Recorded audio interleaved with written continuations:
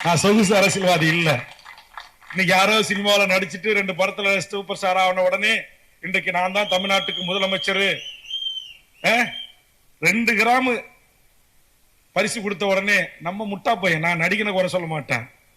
1 வயசு பொண்ணை கூட்டு போறான். நாளைக்கு ஒரு 3 மாசம் கழிச்சு +2 முடிச்சு டிகிரி முடிச்சு போய் கல்லூரி பெண்களை கூட்டு போறான். அறிவு வேணாம் தமிழனுக்கு? அவன் பெத்து வளர்த்து ஒரு ஆளாக்கிய பெண்ணு, நாளைக்கு மாற்றான் மனைவியாக வாழ வேண்டிய ஒரு பெண்ணு, அப்பா இறகல ஆத்தா இறகல ஆயிரக்கணக்கான ஊடக பத்திரிகை இறகல ஒரு சினிமா கூத்தாடி பையனை கட்டி பிடிச்சி லிப்ஸ்டிக் கொடுக்கற அனுமதிக்கிற. இது கூட்டி கொடுக்கிற தொழில் செய்யலாம் இல்ல? எந்த நடிகனுக்கு செய்யறது? இது என்ன ஈன பிறவி? தமிழுடைய பிறவியா இது? அப்படியே விஜய் அண்ணா, விஜய் நடிங்க, நடிச்சிருக்கார பாராட்டுங்க, அஜித்தை பாராட்டுங்க, ரஜினியை பாராட்டுங்க, சரத்தை பாராட்டுங்க, என் பச்சை தமிழ் நம்முடைய சத்யராஜை பாராட்டுங்க. அதை விட்டுட்டு எப்படி இதெல்லாம் பெற்றோர்கள் அனுமதிக்கிறீங்க? இதுவா தமிழ் சமூகம்?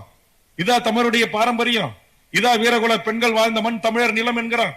இதுவா இன்றைக்கு யாருடைய நாள்? இன்றைக்கு யாருடைய பிறந்த நாள்? தென்னாட்டு ஜான்சி ராண்டி அழைக்கப்பட்ட என் முன்னத்தியர் அஞ்சலை அம்மாள் பிறந்த நாள் இந்த நாள்.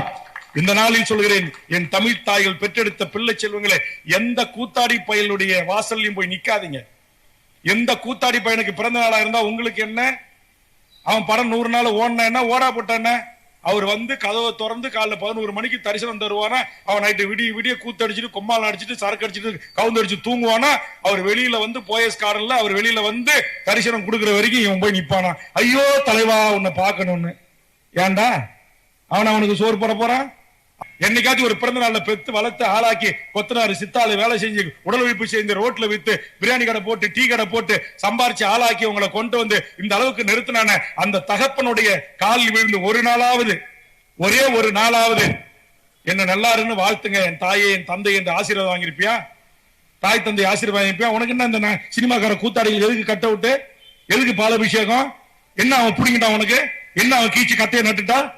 இன்னைக்கு எனக்கு திராவிட இயக்கத்தின் மீது லஞ்ச லாவணிய குடும்ப அரசியல் மீது விமர்சனம் இருக்கலாம். இந்த நாட்டில் 2 திமுக அதிமுக போட்டி கொண்டு இந்த நாட்டிலே பல்வேறு லஞ்ச லாவணி நடவடிக்கையில் ஈடுபட்டதான குற்றச்சாட்டுகள் இருக்கலாம், விசாரணை ஆணையங்கள் இருக்கலாம். ஆனாலும் கூட இந்த சினிமாக்காரர்களை ஒப்பிடுகின்ற போது இந்த நாட்டில் இங்க இருக்கிற இந்த சாலை, இந்த மேம்பாலங்கள், இந்த மெடிக்கல் கல்லூரி, இந்த அரசு கல்லூரி, இந்த இன்ஜினியரிங் கல்லூரி, இந்த அரசுடைய திட்டங்கள் இத்தனையும் கொண்டு வந்தது இங்க இருக்கிற தமிழ்நாட்டில் இருக்கிற அரசியல் கட்சிகள், திராவிட இயக்கங்களின் பங்கு இருக்கா இல்லையா? கடந்த 2 தினங்களுக்கு முன்பாக சேலத்தில் 500க்கும் மேற்பட்டவர் பல்வேறு கட்சிகளிலிருந்து விலகி எமது தமிழக வாழ்வுரிமை கட்சியில் இணைப்பு விழா ஒன்று நடைபெற்றது. அந்த இணைப்பு விழாவில் சுமார் 1.25 மணி நேரம் நான் பேசினேன். அந்த பேச்சில் தமிழ்நாட்டினுடைய பல்வேறு விடயங்களை குறித்து நான் பேசினேன். அது எல்லாம் பேசுபொருளாக மாறாமல்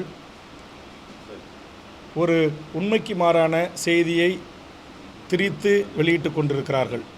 ரஜினிகாந்த் அவர்கள் அரசியலுக்கு வருகிறேன் என்று அறிவித்த போது அவரை மிக கடுமையாக நான் எதிர்த்தவன். பல்வேறு விடயங்களிலே அவருக்கு மிக கடுமையான விமர்சனங்களை முன்வைத்தவன். ஆனால் அதுபோன்ற எந்த ஒரு விமர்சனத்தையும் நான் திரு நடிகர் விஜய்க்கு வைக்கவில்லை. காரணம், அவர் ஒரு தமிழர், வரட்டும், மக்களுக்கு அரசியல் செய்யட்டும். ஆனால் எடுத்த உடனே நான் சட்டமன்றத்துக்கு தான் செல்வேன் என்கிற அந்த அறிவிப்பில் எனக்கு உடன்பாடு இல்லை. உள்ளூராட்சி தேர்தல்களில் நிற்கட்டும், நகரசபை தேர்தல்களில் நிற்கட்டும், சட்டமன்ற நாடாளுமன்ற தேர்தல்களை சந்திக்கட்டும், ஒரு 10 ஆண்டு காலம் இந்த மண்ணுக்கும் மக்களுக்கும் போராடட்டும். அதற்கு பிறகு வெகு மக்களிடத்திலே சென்று எனக்கு வாக்களியுங்கள் என்று கேளுங்கள்.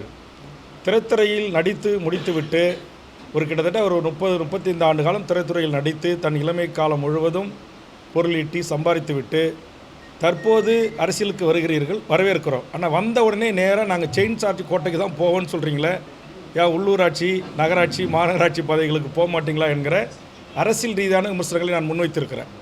ஆனால் சேலம் கூட்டத்தில் பல இளம் பெண்கள், பல கணவன் மனைவி தாய் தந்தையோர் போடுகிற பெண்கள் பல சினிமா நிகழ்ச்சிகளில் அல்லது தொலைக்காட்சி நிகழ்ச்சிகளில் சினிமா கதாநாயகர்களையே தங்களுக்கான அவதார புருஷர்களாக நினைத்து கொண்டு அவர்களை கட்டிப்பிடிப்பது, முத்தமிடுவது, பெற்ற தாய் தந்தையின் முன்னிலையில் அது போன்ற அநாகரிக செயல்களில் ஈடுபடுவது, பல்வேறு ஊடகங்கள் பத்திரிகைகள் பார்க்கின்ற போது அதுபோன்று ஈடுபடுவது ஏற்புடையதல்ல என்று சொல்லிவிட்டு பல நடிகர்களின் பெயர்களை வரிசைப்படுத்தி இவருடைய நடிப்பை பாராட்டுங்கள், அதை நீங்கள் ரசியுங்கள், அதை நான் வேண்டாம் என்று சொல்ல மாட்டேன். ஆனால் பெற்றோர்களாகிய நீங்கள் இதுபோன்று நீங்கள் பெற்று வளர்த்து ஆளாக்கிய குழந்தை செல்வங்களை, பெண்களை, குறிப்பாக பெண்களை நீங்கள் இதுபோன்ற அரிதாரம் பூசிய சினிமாக்காரர்களிடம் நீங்கள் அதிக அட்வான்டேஜ் எடுத்துக்கொள்வதற்கு அனுமதிக்கக்கூடாது. இது தமிழுடைய பண்பாடு அல்ல, நாகரிகம் அல்ல. நம்முடைய தமிழர்களுக்கென்று பண்பாடு இருக்கிறது, நாகரிகம் இருக்கிறது, தொன்மை இருக்கிறது என்கிற அடிப்படையில் பல கருத்துக்களை கூறினேன். 100 நாள் படம் ஓடணுங்கிறதுக்காக திருப்பதிக்கு இங்கேருந்து பாத யாத்திரை போகிறது, உருண்டு பிறண்டு பழனி முருகன் கோயிலுக்கு போகிறது, இதெல்லாம் வேண்டாம். உங்களை பெற்று வளர்த்து ஆளாக்கிய தாய் தந்தருக்கு உங்களுடைய பிறந்த நாளில் என்னைக்காவது போய் அவர்கள் காலை தொட்டு வணங்கி வாழ்த்து பெற்றிருக்கிறீர்களா? ஆனால் எதுக்கு நீங்கள் பாலாபிஷேகம் செய்கிறீங்க? எதுக்கு ஒரு சினிமா நடிகருக்காக இப்படி நான் விடிய கிளம்புற 3 மணிக்கு வந்தேன், நேற்று முதல் நாளே வந்தேன், என் தலைவனை பார்க்க காத்திருக்கிறேன், நான் தவம் கிடக்கிறேன், அவரை பார்த்து அவர் அப்படியே நேராக அவரை கட்டிப்பிடிச்சு ஒரு முத்தம் கொடுத்தா போதும், என்னுடைய வாழ்நாள் பயனை நான் அடைந்து விட்டேன் என்று பத்திரிகை ஊடகங்களில் தொலைக்காட்சி விவாதங்களிலே சில பெண்கள் பேசுகிறார்கள். அப்படி பேசுவதை அனுமதிக்கக்கூடாது. இது நம்முடைய பண்பாடு இல்லை, கலாச்சாரம் இல்லை. இதை பெற்றோர்கள் அனுமதிக்கக்கூடாது. இப்படி செய்கின்றவர்களை நான் கடுமையாக கண்டித்து நான் பேசினேன். செய்திகளை உடனுக்குடனும் துல்லியமாகவும் தெரிந்து கொள்ள சப்ஸ்கிரைப் பண்ணுங்க.